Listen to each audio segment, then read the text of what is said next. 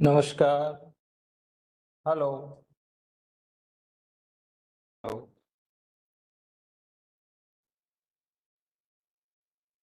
Hello. जी sir, आवाज आ रही है आपकी। हाँ, ठीक ठीक ठीक, ओके।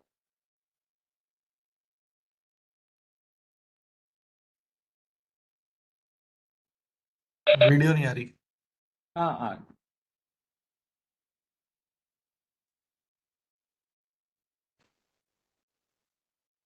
नमस्कार। तो अभी 1 मिनट और वेट करेंगे, थोड़ा सा देखेंगे कि सब कितने लोग ज्वाइन कर रहे हैं, फिर हम शुरू कर रहे हैं।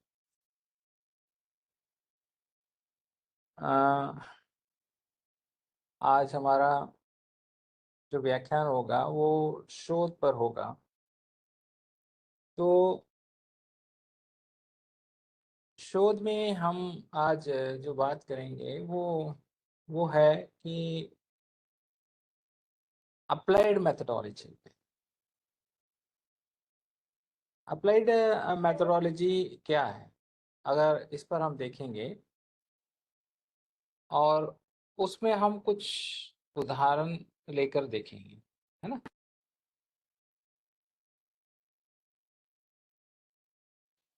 तो अप्लाइड मेथडोलॉजी क्या है ये समझने से पहले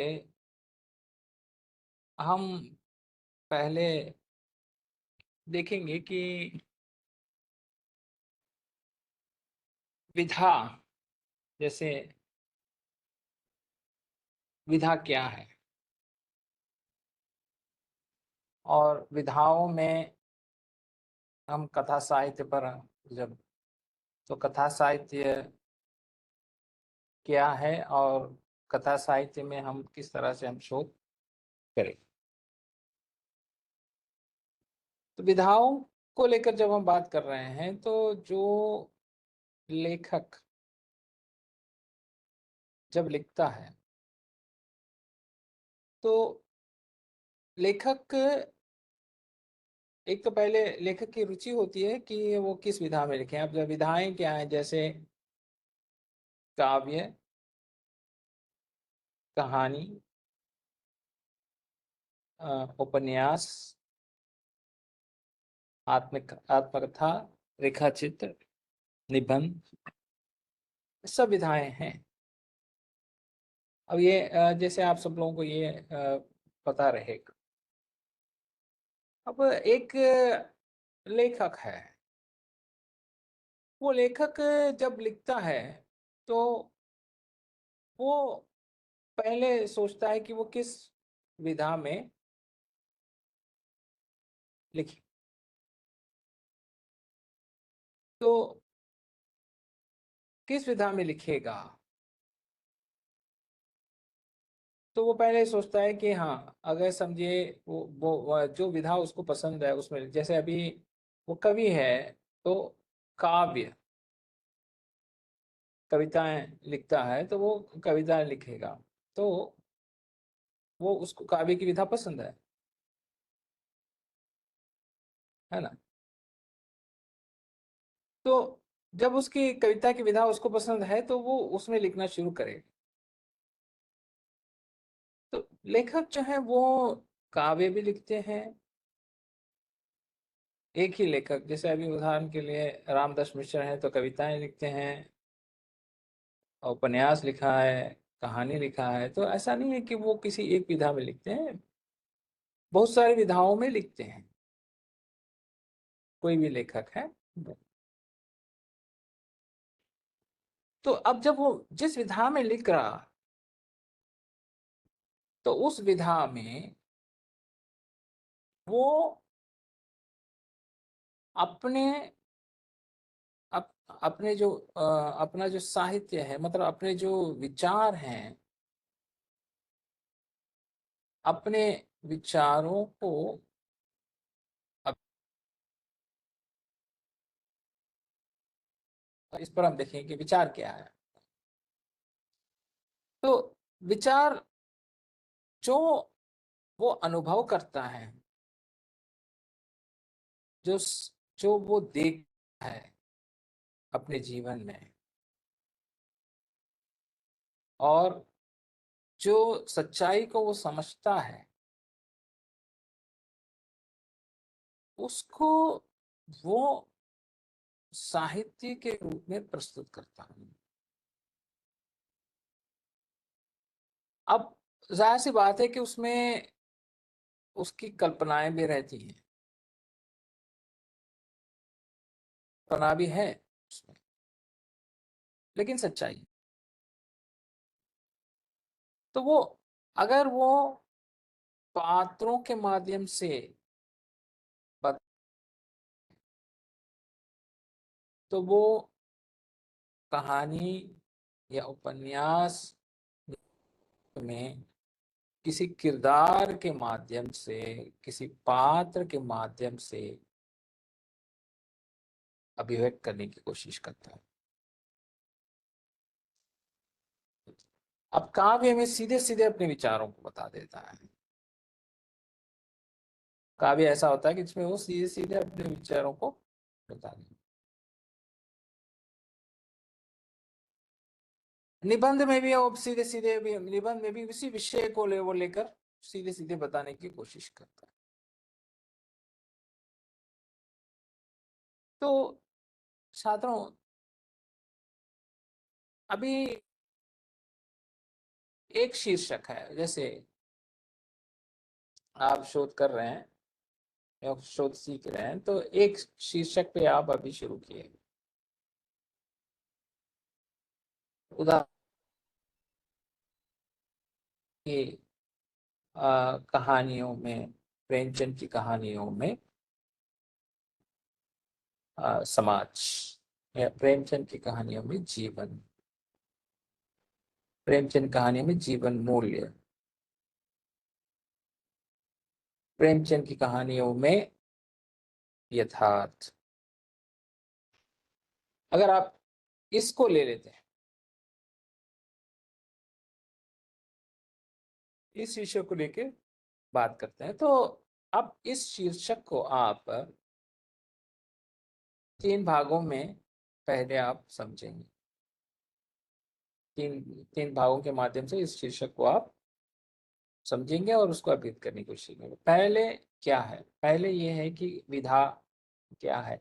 विधा जो आप सोच रहे हैं कि विधा क्या होनी चाहिए, तो एक तो आप विधा को समझें कि किस विधा के माध्यम से आप बताना चाहते हैं। जैसे उदाहरण के लिए कहानी, यहाँ पे प्रेमचंद की कहानी। अब कहानी विधा को लेकर शुरू किया, ठीक। दूसरा क्या है? दूसरा है उस वो कहानी किसने लिखी है? कहानी लिखी है, कहानी लिखी है प्रेमचंद। प्रेमचंद ने कहानी लिखी, ठीक है। तो प्रेमचंद की कहानी, अब उस कहानी में मैंने अभी 3 चीजें बताई। एक बताइए आपको यथार्थ, कहानियों में यथार्थ, कहानियों में जीवन मूल्य, कहानियों में समाज, अगर ऐसा उसका टॉपिक है तो। एक तो प्रेमचंद है, तो कहानी आपने देख ली, तो किसकी कहानी है? प्रेमचंद की कहानी। अब उस प्रेमचंद की कहानी में क्या है? जैसे यथार्थ है। तो अब यहाँ पे आप शोध करना शुरू करेंगे, यही अप्लाइड मेथोडोलॉजी। पहले आप क्या करेंगे? पहले आप देखेंगे कि पहले आपको कहानी विधा पसंद है, प्रेमचंद ने उस विधा में कहानियां लिखी हैं। अब ये पूछेंगे सर ये क्यों आप कंफर्म कर रहे हैं? जैसे आप रिसर्च करना शुरू करेंगे तो आपको कहानियां पसंद हैं, ठीक है। अब तो आप पहले देखेंगे कि किन किन की कहानियां हैं जो जिसमें साहित्य है। मतलब एक दो कहानी से तो आपका पीएचडी नहीं हो पाएगा। मतलब एक रिसर्च पेपर में, एक कहानी पे तो एक रिसर्च पेपर, वो भी पॉसिबल नहीं है, लेकिन ठीक है चलिए, अगर अच्छी बड़ी कहानी है तो। लेकिन कहानियों, जब कहानियों में है तो क्या कहानियों में, जैसे लघु प्रबंध, जैसे शोध पत्र, लघु प्रबंध और शोध प्रबंध। अब शोध पत्र में भी आपको, मतलब शोध पत्र एक आप कम से कम 10 पृष्ठ का होना चाहिए, तो 10 पृष्ठ का होना चाहिए, तो आप उसके हिसाब से आपको सामग्री चाहिए। कहानियां कम से कम 10 पृष्ठ हैं, तो आप 10 कहानियों को तो समझाएंगे उसमें। अब लघु प्रबंध है, मतलब जो एमफिल के लिए थीसिस होती है वो लघु प्रबंध होती है, या कोई डेसिटेशन कर रहा है एमए का, तो वो होता है कम से कम तो 100 पेज का होगा, 100 पृष्ठ का होगा, 100, 110, 120, 150। तो उसके हिसाब से आपको कहानियां चाहिए। मतलब 10 कहानी से तो होगा नहीं। अब कहानी संग्रह ढूंढेंगे कि कहानी संग्रह कितने हैं। कहानी संग्रह मतलब जितनी कहानियां लिखी गई हैं एक पुस्तक में। अब अगला जो है वो है प्रबंध। शोध प्रबंध लिखेंगे, वो आप लिखेंगे 360, 380 पेज का, 320, 300 से ज्यादा। अब उसमें चाहिए आपको संग्रह, बहुत सारे संग्रह, कम से कम 10-15 संग्रह तो कम से कम चाहिए। तो अब आप ये पूछेंगे सर क्यों, इसमें 300 पेज आप बोल रहे हैं, इसमें 150 पेज बोल रहे हैं, इसमें 10 पेज बोल रहे हैं। तो आप अपने विषय को, या एक विषय को अभिव्यक्त करने के लिए जो सामग्री आप देंगे, जो रिसर्च देंगे आप, उसमें कुछ तो, कुछ ऐसा कंटेंट रहना चाहिए। क्योंकि एक दो पृष्ठ में आप, जैसे पेपर है, एक दो पृष्ठ में आप पूरा रिसर्च नहीं दे सकते, वैसे ही लघु प्रबंध में भी नहीं दे सकते, कम में, और शोध प्रबंध में भी। इसी हिसाब से आपका शोध पत्र होगा। मतलब उसको उसको हम, उसमें अंतर है, एमफिल होगा, लघु प्रबंध और पीएचडी। तो छात्रों अब हम देखेंगे कि भाई पहला पहला काम यह है कि क्या उन्होंने लिखा है, कहानियां लिखा है। अब कितने कहानियां, तो अब इसको ढूंढते ढूंढते ढूंढते, जैसे हम देखते हैं ना कि कहानियां लिखी हैं नहीं लिखी हैं और कितनी लिखी हैं, और इसको हम ढूंढेंगे। तो जब आप उसको ढूंढेंगे तो आपको लगेगा कि हाँ पर्याप्त साहित्य है इनका, अमुक व्यक्ति का, इनका साहित्य है। अगर आप देख रहे हैं तो, अगर आपको लग गया कि हाँ इसका साहित्य है, तो उन साहित्य को इकट्ठा करेंगे, और फिर उसको पढ़ना शुरू करेंगे। अगर नहीं है तो फिर वो शोध संभव नहीं है। समझ रहे हैं? क्योंकि आपके पास, आपको सामग्री चाहिए, आपके पास अगर सामग्री नहीं है तो आप नहीं कर पाएंगे। इसलिए सामग्री चाहिए हमें। तो उतनी सामग्री नहीं है तो उतनी, उतना काम आपका नहीं हो पाएगा, है ना? तो आपको लगेगा कि काम है उनका, लेकिन जब आप ढूंढेंगे तो उतना काम नहीं मिल पाएगा। या विभिन्न क्षेत्रों में उन्होंने अलग अलग से लिखा होगा, जैसे कुछ निबंध लिख दिया होगा, कुछ आप कुछ कुछ उपन्यास लिख दिया होगा कुछ, लेकिन पर्याप्त नहीं होगा एक शोध के लिए। तो अभी प्रेमचंद को ही ले लें, तो अब 300 से अधिक कहानियां लिखे हैं। तो ठीक है, 300 से अधिक कहानियां लिखे हैं, तो अब काम शुरू करें हम। अब जब हम काम शुरू करने जा रहे हैं और कहानियों को पढ़ने लगे हैं, कहानियां, आप एक एक कहानियां पढ़ रहे हैं, ठीक है। तो जैसे आप कहानियां पढ़ने लगे तो एक कोई भी लेखक है, जैसे अभी प्रोग्रेसिव राइटर है प्रेमचंद, उन्होंने अपने समाज को एक ऐसा समाज उन्होंने लिखा है जहाँ पे वो आगे समाज में एक विकास को देखकर लिखा है ना। तो वो ऐसे राइटर हैं, प्रोग्रेसिव राइटर।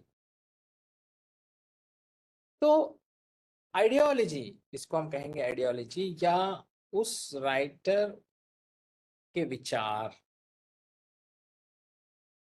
वो विचार क्या आपके विचारों से मिलते हैं, ये देख लीजिए। एक प्रमुख बात कि राइटर जिस तरह से लिख रहा है वो क्या आपको, आपके विचार, मतलब आपको पढ़ने से आपको अच्छा लग रहा है, आपको पढ़ने से आपको उसमें आपका एक इंटरेस्ट, रुचि है कि आपको लग रहा है कि हाँ बहुत सही कह रहे हैं। अब जैसे फेमिनिज्म पे लिख रहे हैं तो फेमिनिज्म पर जो लिख रहे हैं तो फेमिनिज्म नारीवाद पे विचार, आप नारीवाद को के पक्ष में हैं और उसको समझ रहे हैं और उसके लिए आप जो है शोध करेंगे और नारीवाद को लेकर आप लिखेंगे। अब मार्क्सिज्म है तो मार्क्सिज्म आपको पसंद है और मार्क्सिज्म को लेकर आप उसके विचारों को देखें, है ना। अब जैसे यथार्थ को ही हम बात कर रहे हैं या जीवन मूल्य को ही हम देख रहे हैं, तो जो जीवन मूल्य आपको पसंद है और जीवन मूल्य आप चाहते हैं कि जीवन में मूल्य रहना चाहिए, और वो लेखक ने जो जीवन मूल्य लिखा है वो सही है, उससे आप सहमत, है ना। तो छात्रों, अब यहाँ पे अब बात यह है कि क्यों वो उस राइटर के साहित्य को हमें क्यों पढ़ के पहले हम उस साहित्य से को पढ़ें और आप अपना आइडियोलॉजी, उनकी जो आइडियोलॉजी है उसको हम समझना चाहिए उससे हमें, क्योंकि आप उस राइटर के सभी विचारों से सहमत होंगे और उन विचारों को आप एक अलग तरीके से प्रस्तुत करेंगे। अगर आपके विचार उनके विचारों से नहीं मिलते हैं तो आप रिसर्च नहीं कर पाएंगे, है ना।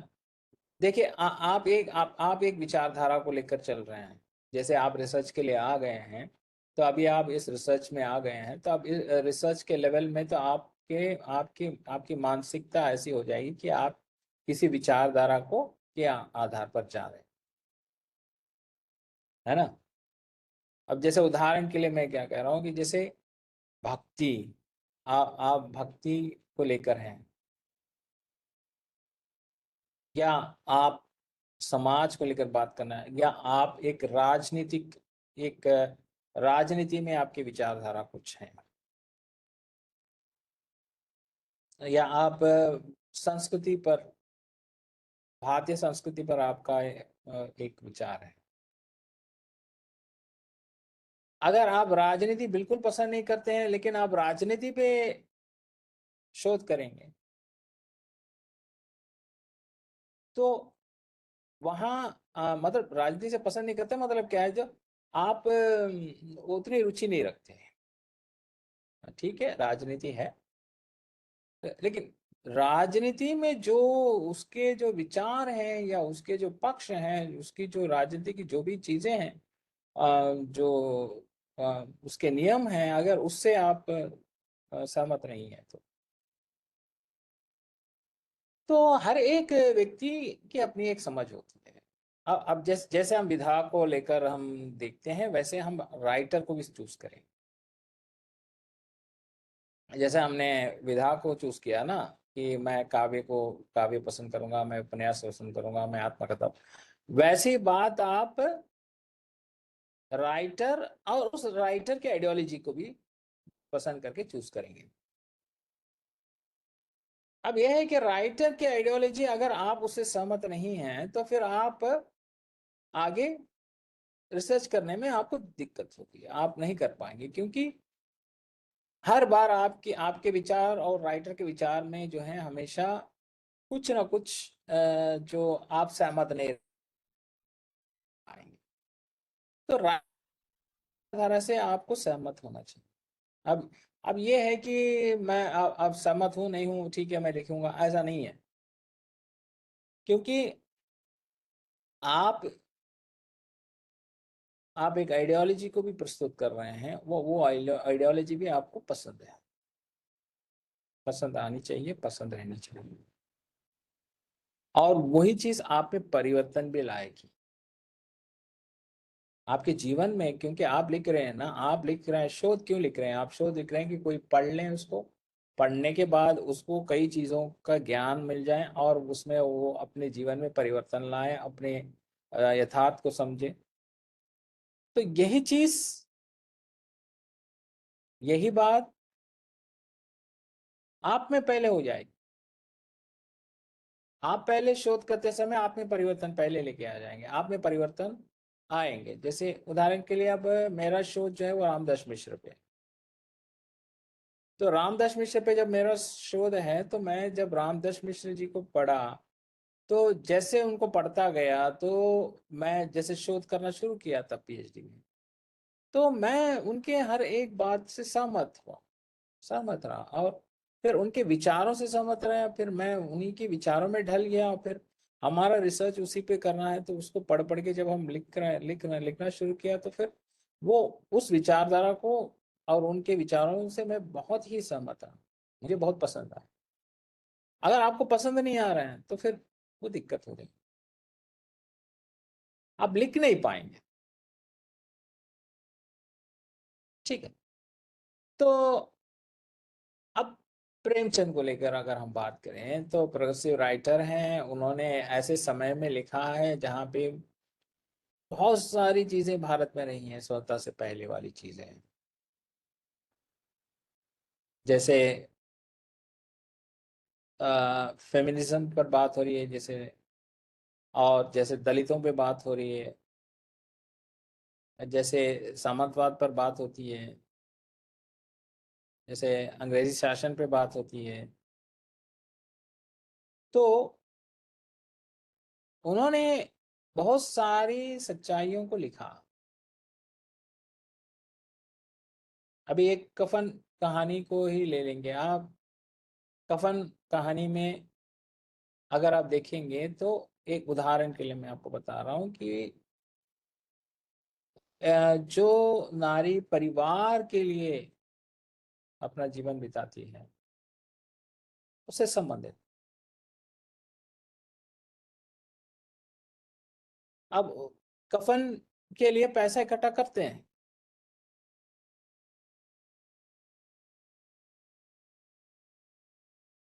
अब ईदगाह ले लें,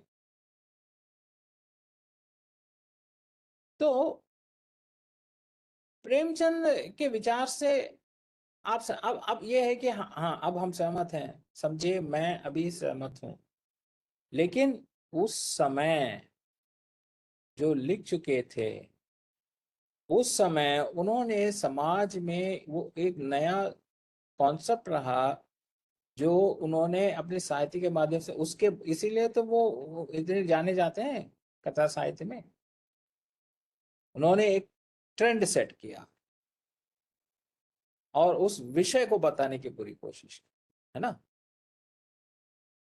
तो वो उनका एक क्या जो विधा में, जो विधा के माध्यम से उन्होंने जो विषय को बताने की कोशिश, वो आज भी एक उदाहरण के रूप में है। और आज भी स्कूल्स में जो भी पाठ्यक्रम हमारा है उस पाठ्यक्रम में वो आ रहा है ना। बच्चों को हम पाठ्यक्रम में प्रेमचंद की कहानियां रख रहे हैं, स्कूल से हम सिखाना शुरू कर दिए हैं।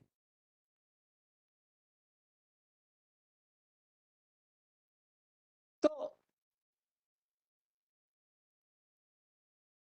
आप अभी हम रिसर्च पे आएंगे, रिसर्च पे आए तो क्या है कि वो विधा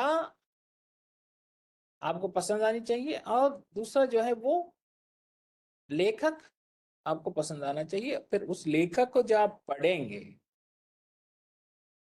तो आप जैसे जैसे जैसे आप पढ़ते जाएंगे तो आप उससे सहमत, उस लेखक से सहमत रहें, उस लेखक की बातों से आप सहमत रहें,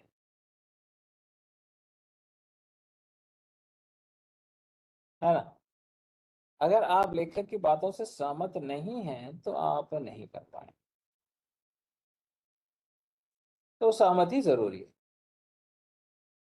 अब चलिए, अब उसके बाद क्या है कि आप सहमत हैं तो फिर आप पढ़ रहे हैं, तो पर्याप्त साहित्य रहना चाहिए जिसके हिसाब से आपको काम कर रहे हैं। जैसे कम से कम तो 10-15 संग्रह, और एक संग्रह में कम से कम तो 15-20 कहानियां रहनी चाहिए, तभी आके आप शोध कर पाएंगे। जो पीएचडी के लिए है, एमफिल के लिए थोड़ा सा कम चल जाएगा। शोध पत्र में तो थोड़ा सा आपको 10 पेज लिखना है, तो आप कुछ ऐसे कहानियां लेंगे जहाँ पे एक विचार आपके सामने है। तो शुरू किया, आपने पढ़ना शुरू किया, जैसे आप पढ़ते पढ़ते पढ़ते चले जाएं तो पहले आप एक बार जब पढ़ेंगे उनकी कहानियों को, सारे कहानियों को एक बार पढ़ें। तो सारे कहानियों को जब आप पढ़ते चले जाएंगे तो फिर आपको लगेगा कि हाँ, इनके काव्य में या इनके कहानियों में या इनके उपन्यास में क्या यथार्थ है, क्या जीवन मूल्य है, क्या समाज का अच्छा वर्णन है।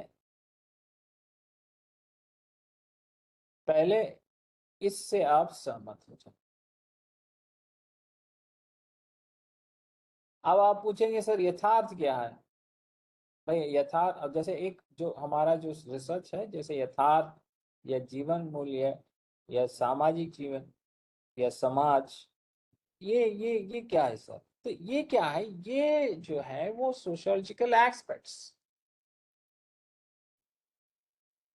जो समाज में प्रस्तुत है, जो हमारे जीवन में प्रस्तुत है। अब जैसे यथार्थ क्या है, यथार्थ को ढूंढने से पहले आपको यथार्थ से परिचय होना चाहिए, यथार्थ से परिचित रहना चाहिए आप। तो यथार्थ से संबंधित, जीवन मूल्य से संबंधित थियरी को आप पढ़ेंगे। आप पढ़ेंगे कि जो है वो ह्यूमन वैल्यूज क्या है, मानव मूल्य क्या है, जीवन मूल्य क्या है, रियलिटीज क्या है, इससे रिलेटेड थियरीज को आप पढ़ेंगे। पढ़ने के बाद उसको आप उसकी क्लासिफिकेशंस को देखेंगे, क्लासिफिकेशन उसका वर्गीकरण को देखेंगे, है ना। तो आप समझिए, आप मानव मूल्य पे बात हो रही है तो किन किस तरह के मूल्य, सामाजिक मूल्य जैसे जीवन मूल्य को भी पढ़ेंगे तो किस तरह के मूल्य, उसमें क्लासिफिकेशंस, सामाजिक मूल्य है, नैतिक मूल्य है। तो अब सामाजिक मूल्य में क्या क्या है, नैतिक मूल्य क्या क्या है, किस तरह के मूल्य रहने चाहिए, नैतिक मूल्य किस आधार पे होंगे, सामाजिक मूल्य किन आधारों पे होंगे, इससे रिलेटेड थियरी आपको पढ़नी है। तो इससे रिलेटेड थियरी जब आप इससे रिलेटेड थियरी पढ़ेंगे, अब ये पढ़ना भी जरूरी है। नहीं पढ़ेंगे आप, ऐसे ही ढूंढे जाएंगे तो आप क्या ढूंढेंगे, जब आपको किसी चीज की जानकारी ही नहीं है, और आप उसको कैसे ढूंढेंगे भाई। आप जब तक यथार्थ क्या है, जो जीवन की सच्चाई क्या है, ये आप नहीं जानते थियरिटिकल, थियरिटिकली मतलब सैद्धांतिक रूप से, और एग्जैक्ट तो आप उससे संबंधित विषयों को कैसे आप ढूंढेंगे? तो आपको पहले उस है कि ये क्या है। तो जब आपने यथार्थ को भी आपने पढ़ लिया, जब यथार्थ को पढ़ लिया, तो अब यथार्थ को पढ़ने के बाद, अच्छी तरह से समझने के बाद, आप अब प्रेमचंद की कहानियों में क्या वो तत्व, क्या वो थियरी इनकी कहानियों में है या नहीं,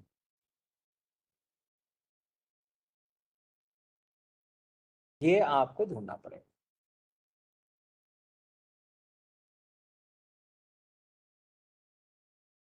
जैसे अगर हम देखेंगे कि दलित पर बात होनी है, दलित को लेकर, तो क्या दलित है, दलितों का वर्णन है और दलितों की समस्याओं को बताए गए हैं, दलितों की समस्याएं हैं नहीं हैं, और दलितों की समस्याएं किस तरह के थियरीज पर आधारित हैं, किस तरह के विषय रहने चाहिए, क्या उन विषयों को यहाँ चित्रित किया है, नहीं।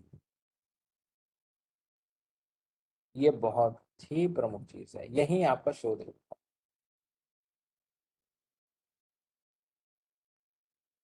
तो अध्ययन आपका लगातार अध्ययन है। देखिए, सामग्री को इकट्ठा करना,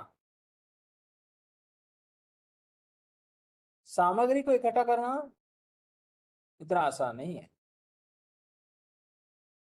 आप पहले पुस्तकालय जाएंगे, पुस्तकालय में किताबों को लेंगे, आप पढ़ना शुरू करेंगे, फिर आप एक पुस्तकालय में पर्याप्त सामग्री नहीं है तो कई पुस्तकालय जाएंगे, फिर आप हम लोगों से बात करेंगे, सुपरवाइजर से और बहुत सारे विद्वानों से, कि मैं इस पे करना चाहता हूँ, तो क्या उस पे पर्याप्त सामग्री है नहीं है, हम किस तरह से कर सकते हैं। और अब सब लोगों के विचार को आप पूछेंगे कि अब मुझे करना है सर, आप कैसे बताएंगे, और ये और वो, तो वो लोग आपको समझाएंगे कि देखिए आप इनके काव्यों को पढ़िए, इनके उपन्यासों को पढ़िए आप। तो फिर आप जो है, फिर वो उनसे जब बात होने के बाद फिर आप, और एक बहुत ही लंबा, जैसे आपको आप फिर अपनी समझ बिठाएंगे, फिर आप सोचेंगे, थोड़ा सा अपनी समझ बिठाएंगे, फिर आप लिखेंगे कि आपके समझ में क्या आ रहा है, आप किस दिशा में जा रहे हैं, आपके समझ में क्या है, क्या, हाँ चलो अब मैंने यहाँ तक समझा है, तो अब फिर आपका डाउट है कि आप कैसे करेंगे। जैसे मैंने कहा ना कि थियरी पढ़ेंगे आप, तो सोशोलॉजिकल समाज शास्त्र वाली किताबें पढ़ेंगे, और ह्यूमन वैल्यूज क्या है इसको पढ़ेंगे, बहुत सारे अन्य विधानों के भी मतों को पढ़ेंगे कि कौन क्या कह रहा है, कैसे उन्होंने इसको लिखा है, उसको डिफाइंड, उसकी परिभाषाएं कैसी है, परिभाषाओं को उन्होंने किस तरह से परिभाषाओं के माध्यम से हमें समझाया है, इतनी सारी बातों को बताएं, है ना। तो जब वो इन सब बातों को समझाते समझाते समझाते आपको बताते चले जाएंगे, फिर जाके आप जो है एक आपके मन में एक संतुलन हो जाएगा कि हाँ अभी हम इस पे करेंगे, ये हमारा विषय रहेगा, है ना। अब ये हमारा विषय रहेगा और हम इस पे करेंगे, क्योंकि हमें इसकी समझ आ गई। जब आपको इतना सारा अध्ययन करने के बाद, कुछ समझ में आने के बाद, फिर आप जो है उस विचारधारा में अपने आप को, उस विचारधारा के अंदर अपने आप को लेंगे। तो इसलिए शोध के लिए हम 36 महीने, 24 महीने, कुछ यूनिवर्सिटीज में 36 महीने हम देते हैं, क्योंकि ये इतना आसान नहीं है। पहले शोध के शीर्षक को ढूंढने में ही आपको समय लग जाता है। अब ये है कि एक विश्वविद्यालय में उसी पे शोध हुआ है, तो फिर आपका शोध किस तरह से भिन्न है। अब देखें कि आप अपने विचारधारा को पहले ढूंढते हैं कि मैं अभी इस विचारधारा पर मैं बात ढूंढूंगा, फिर आपको मिला नहीं, फिर आप जो है, जैसे अभी अभी बात हो रही है कि जैसे आदिवासी पर बात हो, या दलित पर बात हो या नारीवाद पर बात हो, तो फिर आप जो है उससे संबंधित सामग्री को ढूंढने लगेंगे। जब आप ढूंढने लगेंगे तो फिर आपको लगेगा कि मुझे पर्याप्त सामग्री नहीं है, तो फिर आप उस विषय को छोड़ देंगे, फिर आप दूसरे विषय पर ढूंढेंगे कि चलिए हम यथार्थवाद पर जो है आधुनिकता बोध पर बात करेंगे। तो कुछ ऐसे चीजों को आप ढूंढने लगेंगे। अब आप जैसे मतलब इतना आसान नहीं है एक शीर्षक को लेना। एक शीर्षक के अध्ययन में आप कई लेखकों को पढ़ लेंगे। अब आप देखेंगे कि उनके प्रमुख प्रमुख कौन से उपन्यास हैं, उन उपन्यासों को पढ़ना शुरू करेंगे। तो एक उपन्यास जो है वो लघु उपन्यास 100 पेज का होता है, ज्यादा से ज्यादा 200 300 400 पेज का। अब उतनी किताब उतने पढ़ने के बाद आपको लग रहा है कि हाँ ठीक है, तो फिर उनके साहित्य की ओर उतरेंगे कि भाई और भी क्या लिखा है उन्होंने। तो इसमें ही आपके 6 महीने 7 8 महीने लग जाते हैं शीर्षक को ढूंढने में ही, जिसको हम बताते हैं कि सिनॉप्सिस बनाना होता है।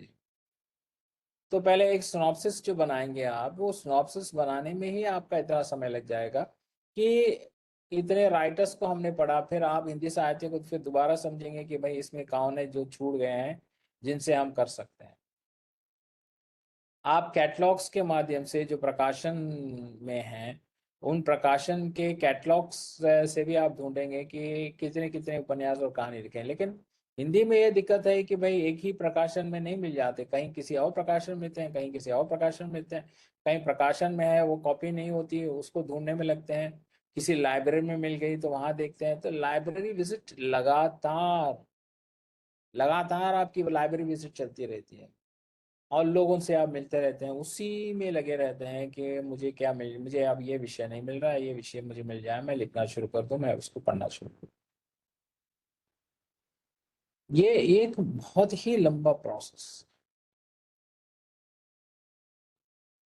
अब शोधार्थी को लेकर जब हम बात करते हैं, देखिए हमारे जो व्याख्यानों में हमने एक और बात हमने कही कि शोध की दृष्टि पर व्याख्यान हुए हैं। तो शोध अगर हम किस किस दृष्टि को लेकर हम शोध को बात करेंगे, जैसे ऐतिहासिक है, सांस्कृतिक पक्ष है। तो अब ऐतिहासिकता को लेकर अगर हम प्रेक्षण में ढूंढेंगे तो फिर वो कहाँ, हमें पर्याप्त सामग्री मिलेगी नहीं। उन्होंने तो लिखा नहीं उतना, समाज पर गए हैं सीधे। तो हम लेखक किस तरह से उसका अनुभव है, किस विधा में उसका अनुभव है, और उस विधा में वो कितनी कुशलता से अपने विषयों को बताया है, इसी पर हम ध्यान दें। अगर हम इन सब पर ध्यान नहीं देंगे और हम ढूंढेंगे, तो देखिए और ऐसा होता है कि लेखक पसंद आ गया, मुझे लेखक पसंद आ गया, और उसके उसमें जो विचार हैं वो विचार को हम ढूंढ रहे हैं, बस लेखन पसंद आ गया, तो फिर वो जो विषय पे लिख रहे हैं उस उसको ढूंढना चाहिए ना। हम कुछ और चीजों को ढूंढते हैं कि ये मिल जाए इनके कहानियों में उपन्यासों में, तो मिल जाएगा क्या? ऐसा नहीं मिलेगा। कुछ राइटर्स लिख रहे होते हैं, जैसे आशा रहती है कि चलिए 7 उपन्यास उन्होंने लिख दिया है और 2 उपन्यास उनके इस साल आने वाले हैं, आ जाएंगे तो हमें पर्याप्त सामग्री मिल जाएगी। अब राइटर से भी बात होती है तो राइटर भी कहते हैं कि हाँ मैंने प्रकाशन में दे दिया, लेकिन प्रकाशन में प्रकाशित होकर आने में बहुत समय लग जाता है। अब वो प्रकाशन में प्रकाशित हो रहा है, वो अब वो आया नहीं पर्याप्त समय पे, आपका रिसर्च का समय खत्म हो रहा है, आपको सबमिट करना है। तो हर एक चीज पर ध्यान देना है। दूसरी बात यह है कि समान विचारधारा वाले लेखकों को भी पढ़ना जरूरी है, या समकालीन लेखकों को भी पढ़ना जरूरी है। जैसे जैनेन्द्र को भी पढ़ना जरूरी है, प्रेमचंद को आप पढ़ रहे हैं तो। समकालीन मतलब क्या है कि उनके समय में या उनके जीवित रहते के समय में या उनके साहित्य लिखते के समय में अन्य लोगों ने भी जिसने लिखा है। अब ये जो है आप देखे होंगे कि किसी इनका लेखन लिखना समाप्त हो रहा है, उनका दूसरों का लिखना शुरू हो रहा है, लेकिन जिस समय वो लिखना हुआ है वो भी समकालीन ही हम ले लेंगे उसको भी। तो हम उनके विचारधाराओं को भी समझने लगेंगे कि उनको भी पढ़ना जरूरी है, क्योंकि एक समय का समाज है।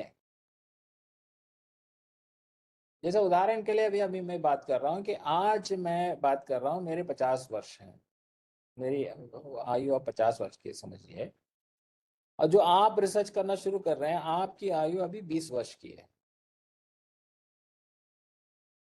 तो आप भी साहित्य में लगे हुए हैं, हम भी साहित्य में लगे हैं, ये समकालीन ही है, क्योंकि एक समय में हम बात कर रहे हैं। आज हम 2026 में बात कर रहे हैं। तो 2026 के समाज से आप भी परिचित हैं और हम भी परिचित हैं, है ना। अब ये है कि पिछला समाज हमने देखा है, समझा है। जब से मैं पैदा हुआ हूं आज तक मैंने उस समाज को देखा है, समझा है। आपने उतने समय को नहीं देखा जितना मैंने देख लिया। जैसे समझिए आप 20 के हैं, मैं 50 का हूं, तो 30 साल के समाज को आपने देखा नहीं, और आगे आप देखने वाले हैं। तो जो अनुभव मेरा है, वो अनुभव को मैं व्यक्त कर रहा हूं। आपका जो अनुभव है, आपने जो देखा है, उस अनुभव को आप व्यक्त कर रहे हैं, है ना। इसलिए अभी बात है कि आदिवासी साहित्य या दलित साहित्य को लिखने वाले किस तरह के लेखक सफल हैं। जैसे नारी पर लिखने वाले, नारी जीवन पर लिखने वाले लेखक, किस तरह के लेखक सफल हैं या अच्छी तरह से अभिव्यक्त कर सकते हैं। जब खुद नारी या महिला लेखिकाएं ही सही रह सकते हैं, या पुरुष लेखक भी नारी जीवन पर लिख सकते हैं,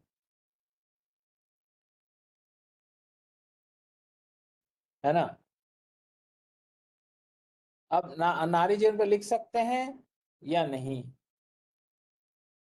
अब कितना अच्छा लिखा है या कितना यथार्थ लिखा है, कितनी सच्चाई लिखी है, अब उस राइटर के अनुभव पर। तो शोधार्थी, आप लोग जो शोधार्थी हैं, आपके सामने कई चुनौतियां हैं। आप कुछ सोच के आगे बढ़ेंगे, लेकिन आगे आपको रास्ता नहीं मिलेगा।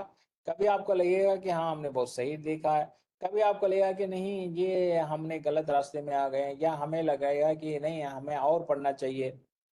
जैसे अभी पढ़ रहे हैं तो क्लासिफिकेशंस में आपको वो दिक्कत आ रही है कि जो सामाजिक यथार्थ और सांस्कृतिक यथार्थ और राजनीतिक यथार्थ में या धार्मिक यथार्थ में, अब इसको आप क्लासिफाई करने में दिक्कत हो रही है कि राइटर सिर्फ समाज पर ही लिखती जा रहा है, संस्कृति को नहीं छुआ। या जो राइटर लिखे हैं वो राजनीति पे लिखे ही नहीं है, लेकिन आपको राजनीति पे भी कुछ बोलना पड़ रहा है। तो वहां आपके सामने चुनौती आ जाती है कि अब मैं क्या करूं, है ना। चुनौतियां तो हर जगह आती। अब आपके सामने सवाल, क्या करूं। कभी कभार ऐसा हो जाता है कि चैप्टराइजेशन होता है। चैप्टराइजेशन मतलब आप अपने शोध को अध्यायों में बांटेंगे।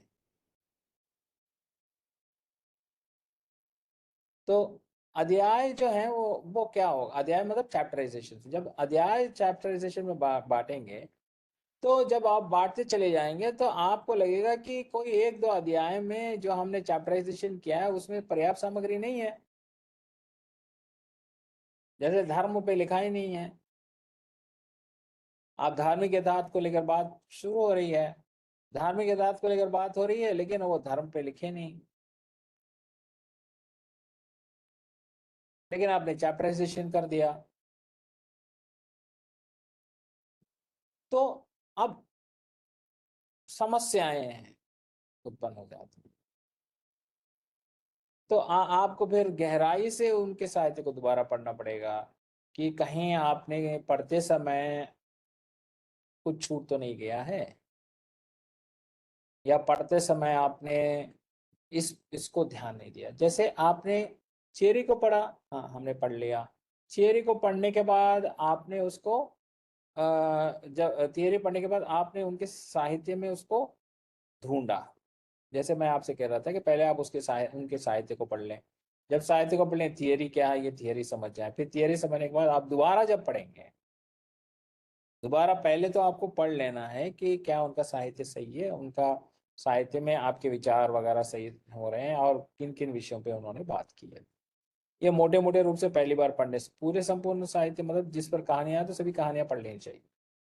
अब पढ़ने के बाद आप थियरी पढ़ लेंगे, थियरी में तब तक आप थियरी भी समझते रहेंगे क्योंकि आपके research methodology, apply methodology classes चलते रहते हैं।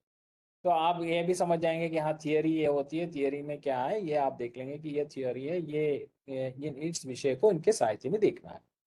अब उस विषय को जब आप साहित्य में देखेंगे तो आप दोबारा पढ़ेंगे तो साहित्य में देखेंगे, देखते हुए आप वो उन विषयों को अलग अलग से निकाल कर लिखेंगे, उद्धरणों को। मतलब जो डायलैक्ट्स हैं और जो संदर्भ सहित जो उन्होंने कहा है, किस विषय पे कहा है, उनके विचार क्या है उसमें, उसको अब अलग से निकाल कर लिखने लगेंगे, है ना। तो जब उसको आप निकाल कर लिखने लगेंगे तो आप धीरे धीरे आप पढ़ेंगे एक एक, और उसका अध्ययन थियरी को अप्लाई करके आप साहित्य में ढूंढकर उसको अलग अलग से लिखना शुरू करेंगे। तो अलग अलग से जब आप लिखना शुरू करेंगे तो उस समय आपको, आप ध्यान नहीं देते हैं कि कितने चैप्टराइजेशन जो आपने कर लिया, मतलब आपके रिसर्च को आपने अध्यायों में बांट दिया। तो आपने जब अध्याय में बांट दिया तो फिर जब आप उसको निकालते जाते हैं तो आप अध्याय अध्याय के आधार पर नहीं निकलेंगे। कुछ कहानियों में आपको सिर्फ समाज मिल जाएगा, कुछ कहानियों में आपको सिर्फ संस्कृति मिल जाएगी, कुछ कहानियों में आपको धर्म मिल जाएगा। तो ऐसे मिलते जाते हैं। जब वो मिलते गए एक एक आते गए तो फिर आप जो है जब कंप्लीट उनका साहित्य जब एक बार पढ़ के खत्म हो गए और आप उन उद्धरणों को लेकर उनको उस उद्धरणों को समझने लगेंगे तो आपको लगेगा कि कहीं कुछ नहीं है या कमी है। जो चैप्टर्स आपने डिवाइड किए थे उनके चैप्टर्स में कमी आ गई, है ही नहीं। तो जब वो है ही नहीं है तो फिर आप क्या करेंगे अब यहाँ पे कि दोबारा बहुत ही सावधानी से जो कमी है उस कमी को, मतलब समझिए धार्मिक नहीं है तो धार्मिक की चीज पर ध्यान रखते हुए उन चीजों को लाने की निकालने की कोशिश करें। तो अब यहाँ पे आप ऐसा एक विषय भी नहीं छोड़ेंगे कि वहां जहाँ पे धर्म आपके हाथों से निकल ना जाए, आप दोबारा उसको पढ़ने लगे, है ना। अब इसी में आपके ये 1.5 वर्ष, एक वर्ष के ऊपर 1.25 वर्ष 1.5 वर्ष हो जाते हैं, आपने निकाल लिया। अब सिद्धांत क्या है। अब सिद्धांत यह है कि यथार्थवाद पर या मूल्यों पर आप बात करेंगे तो सामाजिक मूल्य मिल गए हैं, नैतिक मूल्य कहाँ है। अब चीजों को जब आप मूल्यों को आप ढूंढते हुए जा रहे हैं एक को, तो कहीं पे आपको लगेगा कि कहीं आप भटक तो नहीं गए, आप सही उद्धरणों को निकाल रहे हैं या नहीं है। क्योंकि आप नए नए कर रहे हैं ना, जैसे अब हमारे अनुभव के आधार पर हम सीधे उसी चीज को निकाल के लिख लेंगे, लेकिन आप में जो संदर्भ है वहां पे आपको डाउट आ जाता है, आपको एक संदेह हो जाता है कि इस उदाहरण को हम कहाँ रखें, ये जो कोटेशंस निकाल लिए हमने, ये कोटेशन हम कहाँ रखें, समाज में रखें या संस्कृति में रखें या धर्म में रखें या क्या क्या कराएं। लेकिन आपको कोटेशन बहुत पसंद आ गया तो उसको हम कहाँ रखना है हमें। अब कुछ ऐसे कोटेशंस को आप उठा के आप अलग इसमें रखते चले जाएंगे क्योंकि कोटेशंस जो उद्धरण हैं वो सही हैं, लेकिन आपको एक संदेह है कि कहाँ रखना है। ठीक है, इसको आप अलग रखते चले जाइए। अब आप जो कमी है उन कमी को ढूंढते हुए चले जाइए कि हाँ ये कमी है, ये इन उदाहरणों को ढूंढेंगे। जब आप पूरी तरह से ढूंढ गए ले, फिर उसको उठा के फिर आप एक अलग जगह पे रख कर आप देखिए भी कि अभी ये सब सही बैठ रहा है। हाँ, आपको लग रहा है कि हाँ ठीक है, अभी ये सब सही बैठ गया है, सब सही है, अभी आप लिखना शुरू करें। अब यहाँ पे बहुत ही सावधानी से आप लिखना शुरू करेंगे। क्यों? क्योंकि आप अभी अपने रिसर्च को अध्यायों में विभाजित कर चुके हैं। तो जिन अध्ययन में आपने अपने रिसर्च को विभाजित कर चुके हैं, उन अध्ययन के आधार पर ही आपके उद्धरण होने चाहिए। ठीक है। अब संस्कृति को ले लें, तो संस्कृति में वेशभूषा है, रीति रिवाज हैं, हमारे खान पान है। ठीक है। अब हमारे संस्कार हैं, ये सब आप संस्कृति में लेकर डाल रहे हैं, कर रहे हैं, रख रहे हैं। तो कुछ में कम, कुछ में ज्यादा, कुछ में एक ही बात बार बार बार बार बार बार आ रही है। जैसे बड़ों का सम्मान, छोटों को जो है आप आशीर्वाद दे रहे हैं, छोटों का साथ दे रहे हैं, एक ही तरह की वेशभूषा का वर्णन। तो आपको लग रहा है कि आपने 10 उदाहरण आपने निकाले, समझे, वेशभूषा पे, सभी में एक ही तरह का विषय है, मैं 10 की जगह एक हो गया। आपको लगेगा कि आप 10 की जगह एक हो गया, अब हम क्या करें भाई, 10 हमने सोचे 10 काम आ जाएंगे, लेकिन आपको लग रहा है कि एक ही काम आएगा, अब 9 नहीं है। ऐसी समस्याएं आपके सामने आ जाएंगी। इसीलिए जब आप उसको पढ़ेंगे और थियरी पढ़कर फिर थियरी के हिसाब से उसी विषय को ढूंढकर, जैसे यथार्थवाद है तो कौन कौन से यथार्थवाद है, और उन यथार्थवाद के आधार पर राइटर ने जो जो डायलॉग्स बोले हैं या जो भी संवाद है, संवाद को उदाहरण के रूप में निकालेंगे। उसको निकाल के रखते समय ही आप बहुत ही ज्यादा सामग्री को इकट्ठा करेंगे। कुछ उदाहरण, कुछ कोटेशन आपको लगेंगे कि इसकी जरूरत नहीं है इकट्ठा करते समय, लेकिन फिर भी आपने, जैसे मैंने कहा ना, उसको उठा के साइड में रख दीजिए। तो आपने उसको उठा के साइड में रख दिया, चलिए हम रख देंगे। अब उनको उठा के ढूंढना है आपको, उनको लेके अभी आप पढ़ेंगे, उनको उठा लेना है और उनको लेके आप पढ़ेंगे। अब उनको पढ़ेंगे और उनमें से आप कुछ चीजों को निकालने की कोशिश करें। ठीक है। अब वहां पे वो सब काम आ जाएंगे। तो अब जैसे जैसे आपका अध्ययन बढ़ता जाएगा, अध्ययन जो आधार पर अध्यायों में उन उदाहरणों को जोड़ते हुए चले जाएंगे, और अभी आप लिखने शुरू करेंगे। जब आप लिखना शुरू करेंगे तो आप सिर्फ किसी एक के विचार से को ही लेकर नहीं चलेंगे, समकालीन लोगों के विचार भी क्या थे ये दिखाएंगे, सिद्धांत क्या कहते हैं, जो सोशियोलॉजिकल एस्पेक्ट्स हैं जो भी हैं वो क्या कहते हैं, और महान व्यक्तियां जो हैं क्या कहते हैं। जैसे उदाहरण के लिए, अब यथार्थ है, क्या यथार्थ की जरूरत है समाज में, ये एक बहुत बड़ा प्रश्न है। तो आप ये समझाएंगे कि यथार्थ की जरूरत है, ये समझाने लगेंगे आप। तो है तो किस तरह के यथार्थ की, सामाजिक यथार्थ की या सांस्कृतिक यथार्थ की, राजनीतिक यथार्थ की, तो क्यों, किस लिए? अब उसमें लेखक क्या बोल रहा है, लेखक जो कह रहा है क्या आप उससे सहमत हैं? तो सहमत हैं तो फिर आप उस पे अपने विचारों को भी आप लिखेंगे, आप उसको एलॉबरेटली एक्सप्लेन करके लिखेंगे कि हाँ ये कह रहा है राइटर, इसीलिए हम भी यही कह रहे हैं कि ये है। उसको आप अपने विस्तार रूप से उसको बताने शुरू करेंगे कि ये चीजें हैं, और इसको लेकर उसकी सपोर्टिंग डॉक्यूमेंट्स भी आप तैयार करेंगे कि हाँ ये इस तरह से है। ठीक है। अब जो सामग्री आप सोचे कि जो बाद में देखी जाएगी, उनको भी उठाएंगे, उनको भी आप पढ़ेंगे, उनको भी कहीं आप रखने की कोशिश करेंगे कि हाँ चलिए आप हम इसमें कहीं इसको रख दें जिससे ये काम आ जाए। बहुत सारी सामग्री आप जो है इकट्ठा किए होंगे, आपको लगेंगे कि ये काम आ जाएगी, लेकिन जब आप लिखना आरंभ करेंगे तो आपको लगेगा कि एक ही जैसे विचार हैं, हम एक ही जैसे विचार को क्यों बार बार हम करें। तो आप सोचेंगे कि नहीं, अब जो है इन विचारों को हम नहीं लिखेंगे, आप उसको हटा देंगे।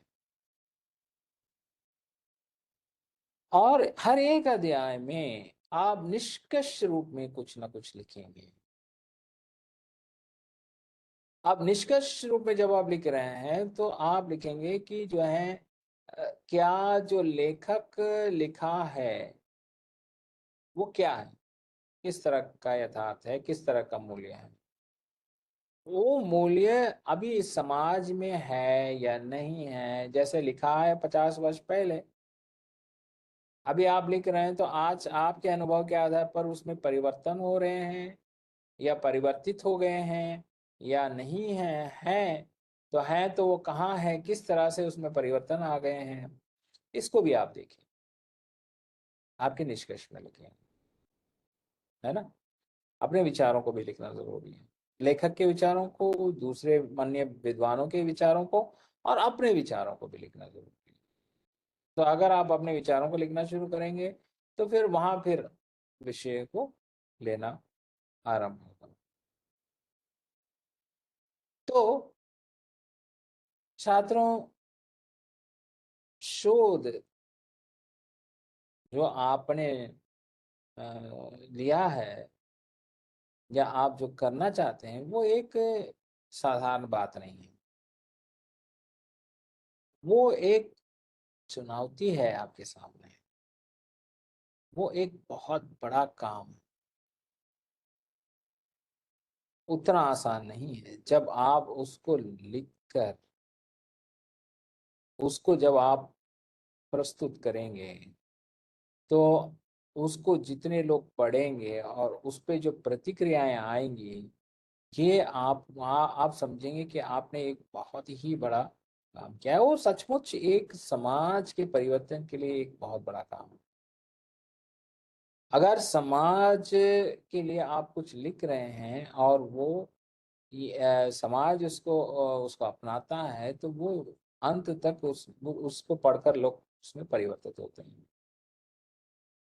क्योंकि आप एक व्यक्ति के विचार को नहीं, कई व्यक्तियों के विचार को पढ़ेंगे, कई व्यक्तियों को जो है वो किस तरह से परिवर्तन लाना चाहते थे उसको पढ़ेंगे, और तब जाकर आप में एक समझ बैठे।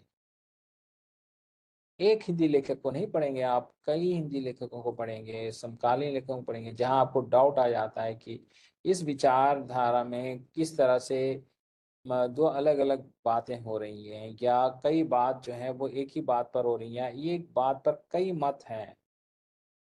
तो वो आइडियोलॉजी क्यों परिवर्तित हो रही है, एक की आइडियोलॉजी से लेते हुए दूसरी आइडियोलॉजी में किस तरह के परिवर्तन है।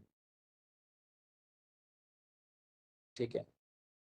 जैसे रामचंद्र शुक्ल जो हजारी प्रसाद द्विवेदी में अंतर क्या है, उनके लेखन में क्या अंतर है, आज के जो राइटर हैं उनके, ममता कालिया जी के राइटिंग में किस तरह के अंतर है।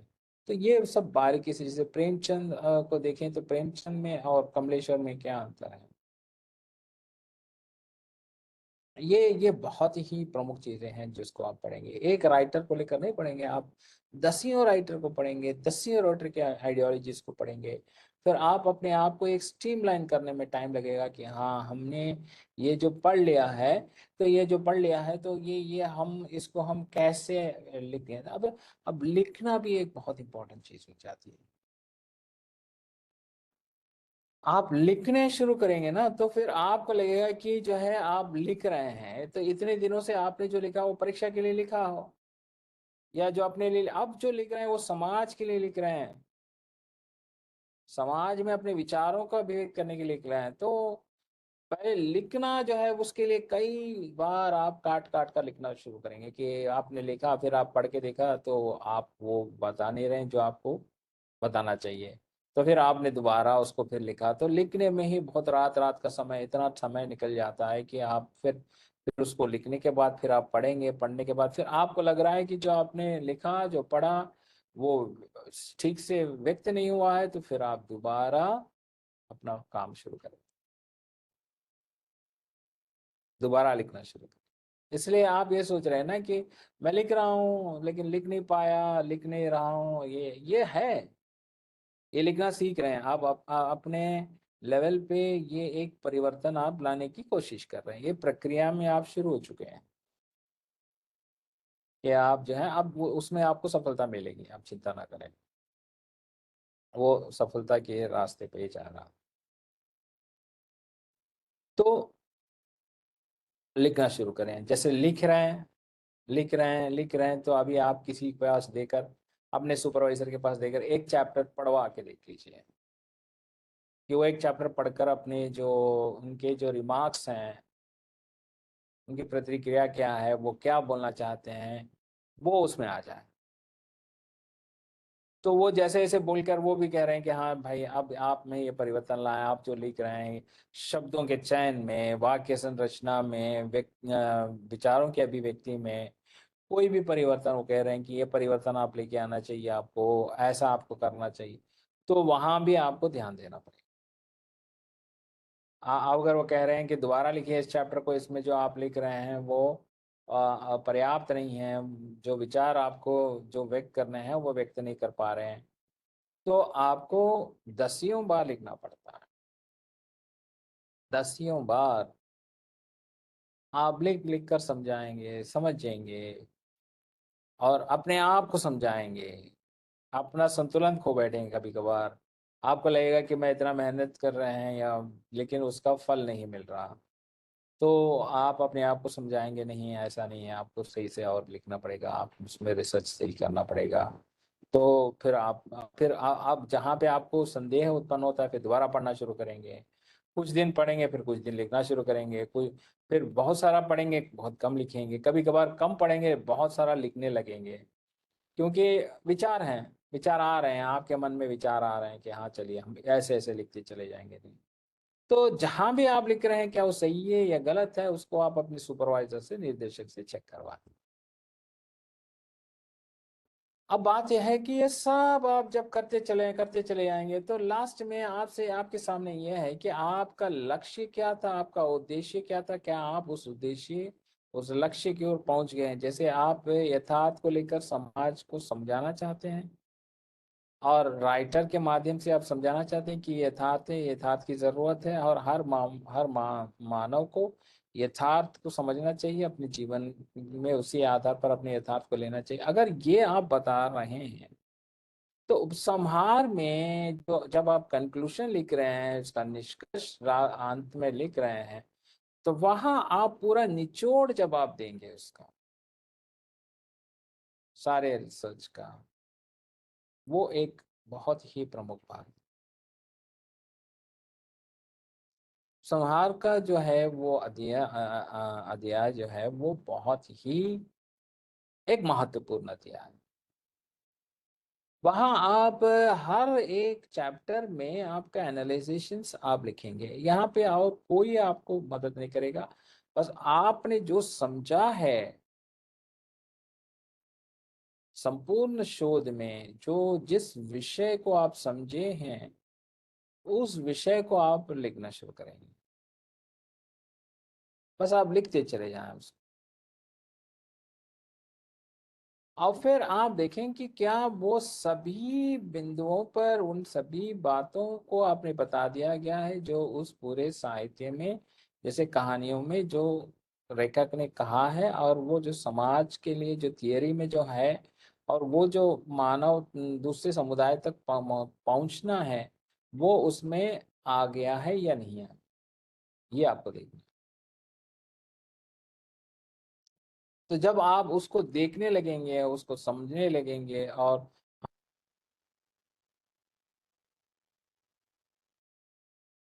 ही आपका निचोड़ है। जैसे अगर हमारे पास थीसिस आती है तो हम जरूर उस संवार को पढ़ेंगे, उस संवार को हम नहीं पढ़ेंगे तो हम समझ नहीं पाएंगे कि आपका लक्ष्य आपने आपको मिला है नहीं मिला।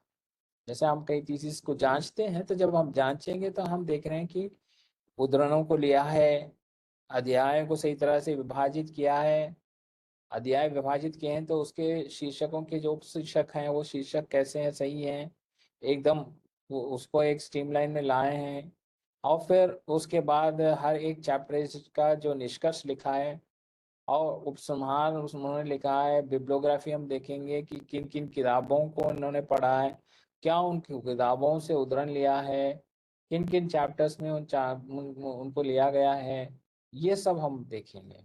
हम ये देखेंगे पढ़कर कि कोटेशंस जो उद्धरण निकाले हैं वो सही निकाले हैं, जो जिस शीर्षक के अंतर्गत वो उद्धरण निकले हैं, जिसको वो समझाने की कोशिश कर रहे हैं, क्या वो सही है, वो उन्होंने सही निकाला है उस निचोड़ को, है ना। इतना देखने के बाद ही जो है एक थीसिस जांच कर हम निकालते हैं।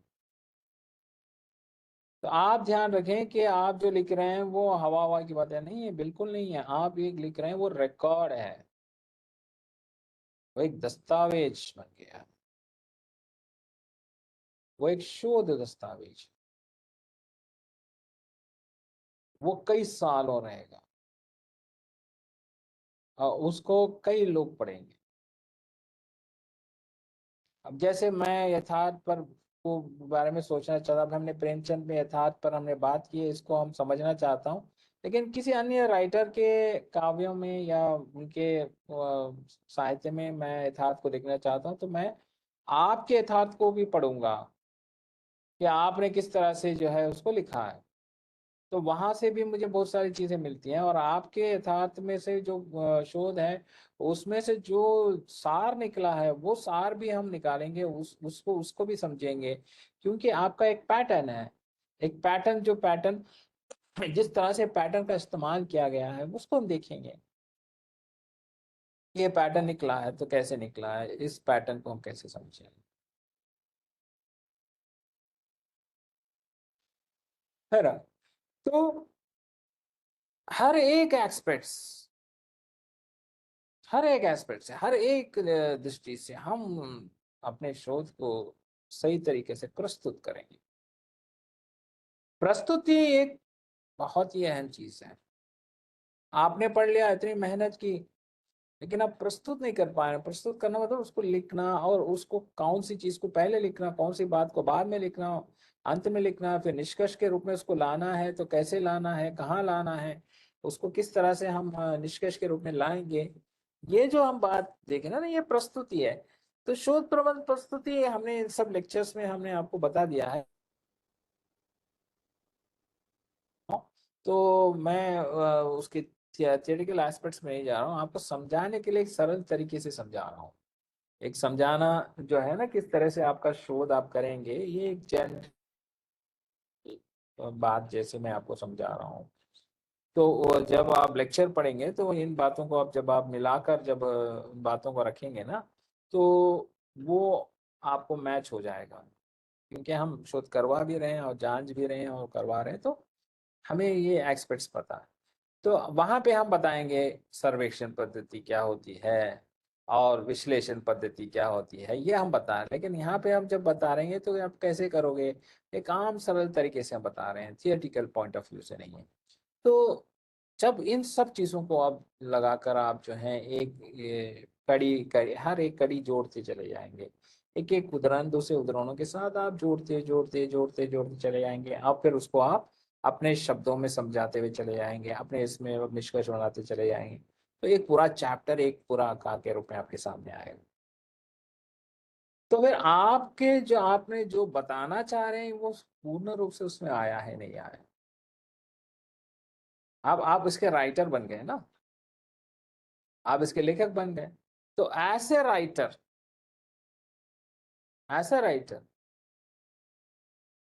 क्या आप उसको सही से लेके आए?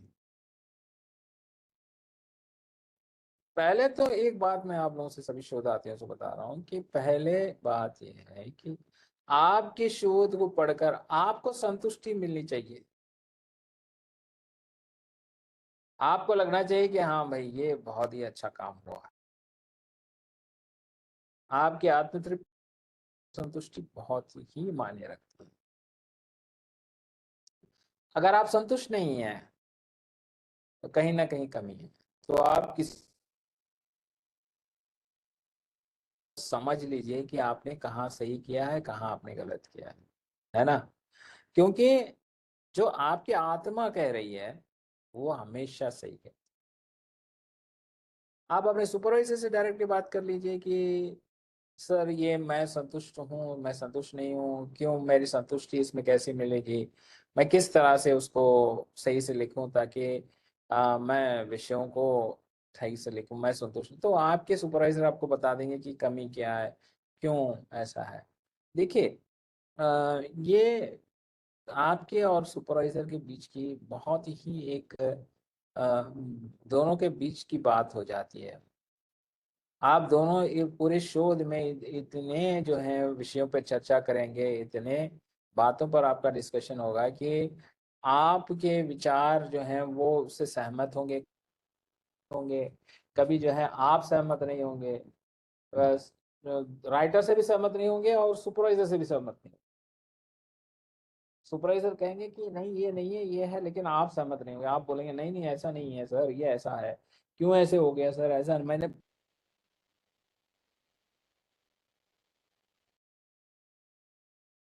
एक पूरे 24 महीने या 36 महीने जो है ना, एक बहुत ही एक बॉन्डिंग वाली चीज हो जाती है।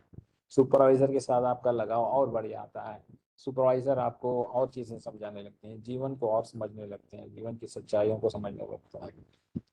एक बहुत ही लंबा प्रोसेस है। तो कोई सवाल? आप सवाल ही नहीं पूछ रहे हैं तो फिर हम कैसे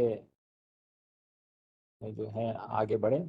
वैसे ही है, हमारा दूसरा सेशन है, मेरा एक और सेशन बचा हुआ है।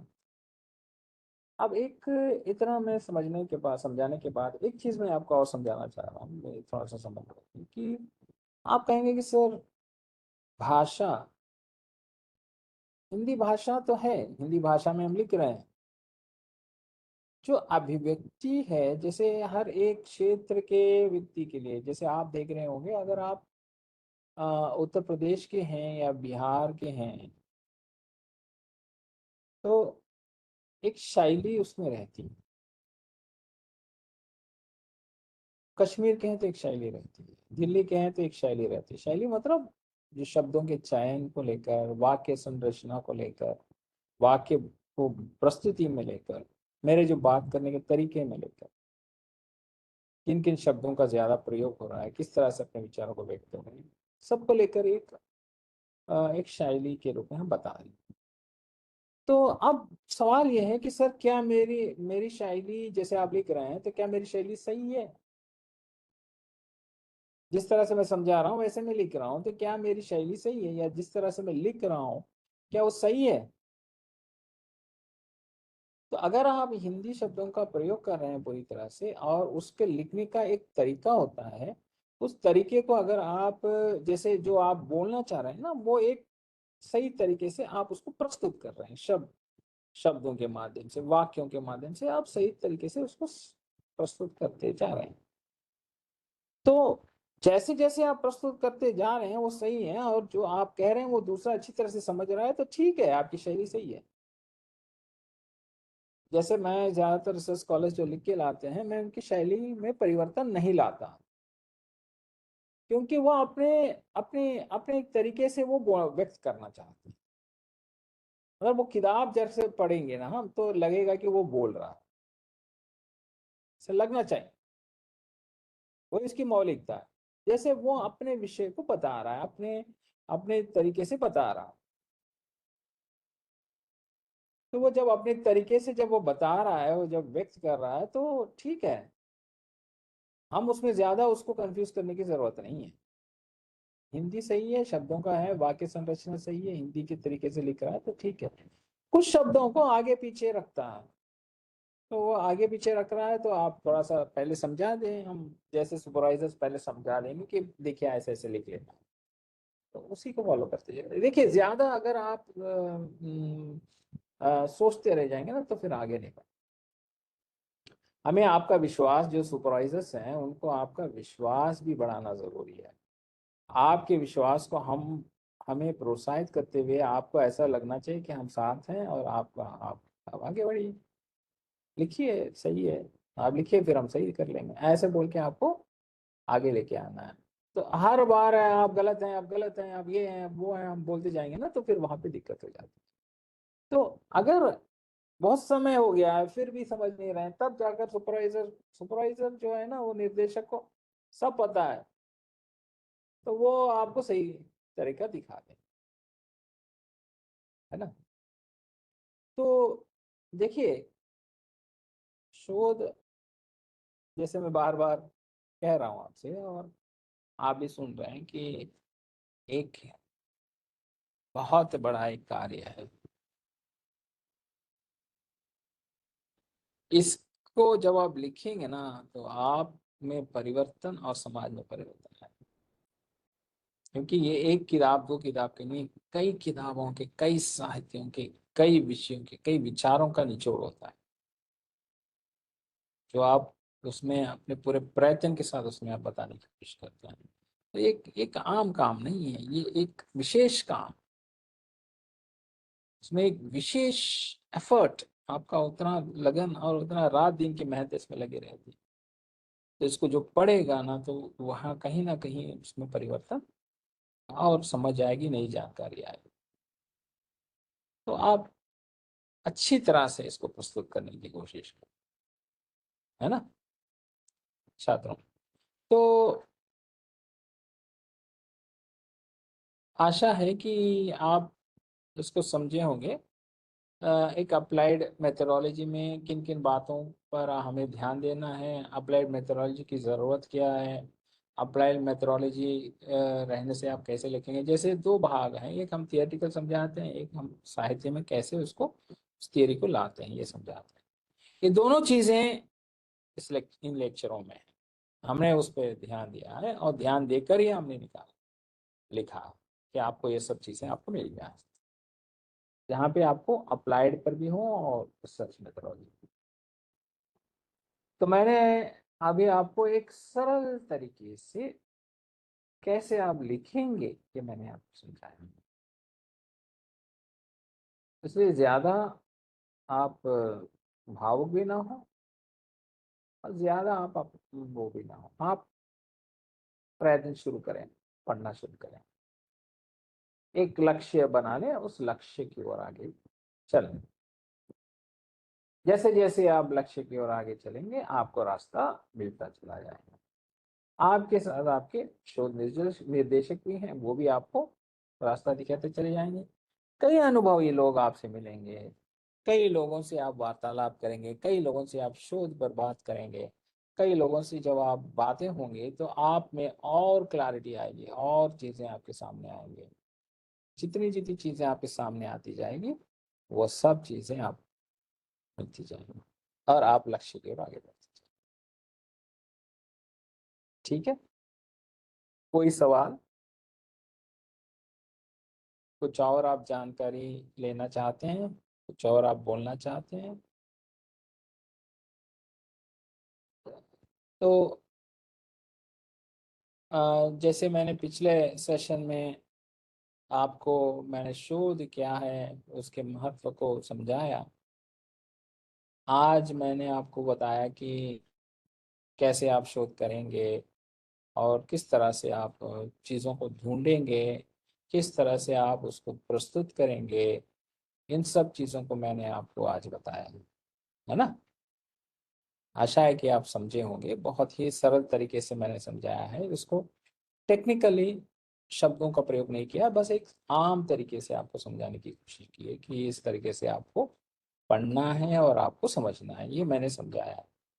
ठीक है, तो ये आपका उपयोगी, ये जो है जो मैंने आज पढ़ाया है, ये बहुत उपयोगी होगा आपको। और समझिए, शोध में ज्यादा भावुक होकर नहीं, संतुलन, आत्म संतुलन, चीजों को समझना, इन चीजों को देखना। जैसे आप नए नए आपका अनुभव आ रहा है, तो नया नया अनुभव जब आएगा, तो उसके हिसाब से सेट करते हुए चले। ठीक है, तो आगे मैंने अपने लेक्चर्स दिए हैं, जिसमें हम बात कर रहे हैं कि प्लेजरिज्म क्या है, और कंप्यूटर क्या है, प्रकाशन क्या है, इन सब पर मैंने बात किया। तो हम उस पर भी थोड़ा सा एक सेशन रखेंगे। अगला सेशन आपका होगा कि प्लेजरिज्म, कंप्यूटर का प्रयोग और प्रकाशन, रॉयल्टी, ये सब क्या है? ये शोध के इतर वाली चीजें हैं, शोध की इतर वाली चीजें जो आपको जरूरत है ना, जो आपको उसकी समझ चाहिए। तो इतर वाली चीजें भी आपको मैं अगले सेशन में आपको मैं समझाऊंगा। और अगले सेशन में आप, जैसे हम आ चुके हैं 10 10 से हफ्ते आ गए हैं, अब हमारे 2 हफ्ते हैं। तो मैं इसको रखूँगा 2 हफ्ते बाद, जब हमारा 2 हफ्ता ख़त्म हो जाएगा, या ख़त्म जब आ जाएगा आपका असाइनमेंट, 12वां असाइनमेंट आ जाएगा, तब हम एक सेशन रखेंगे। इसमें 3 सेशन मेरे, 3 सेशन फरीद साहब कर रहे हैं। 6 सेशन होते हैं। हमारा दूसरा है, एक और सेशन है, वो हम 12वें हफ्ते में हम रखेंगे। अब 12वें हफ्ते में हम उसको समझेंगे।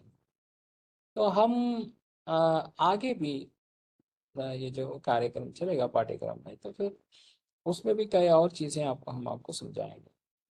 तो आशा है कि आप असाइनमेंट्स लिख रहे होंगे और अपना काम कर रहे हैं, कार्य शोध को समझ रहे हैं। तो हम और समझेंगे। अवसर देने के लिए धन्यवाद। नमस्कार।